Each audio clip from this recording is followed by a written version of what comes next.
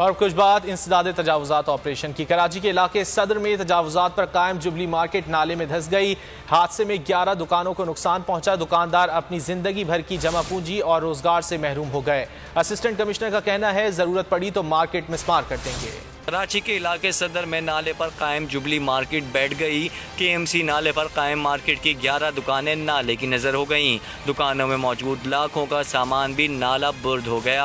हादसे में खुशकिस्मती से कोई जानी नुकसान नहीं हुआ, ताहम दुकानदार अपनी जिंदगी भर की जमा पूंजी और रोजगार से महरूम हो गए। सबसे पहले तो जिन दुकानदारों का सामान अंदर रखा गया है, एक तो हमारा रोजगार बिल्कुल बंद हो गया। सील होने की वजह से तमाम रोजगार जो थोड़ा बहुत कर रहे थे उससे भी गए। असिस्टेंट कमिश्नर का कहना है मार्केट को खाली करवा कर सील कर दिया गया है। जमीन धंसने से 11 दुकानों को नुकसान पहुंचा है। नीचे से नाला बहता है, उस वजह से उसकी जो बुनियादें थी वो कमज़ोर होने के बाद वो गिरी हैं, तो 11 दुकानें जो हैं वो गिर गई हैं, लेकिन कोई भी जानी नुकसान नहीं हुआ और इसको फ़िलहाल फॉर टाइम बीइंग उसको हम सील कर रहे हैं।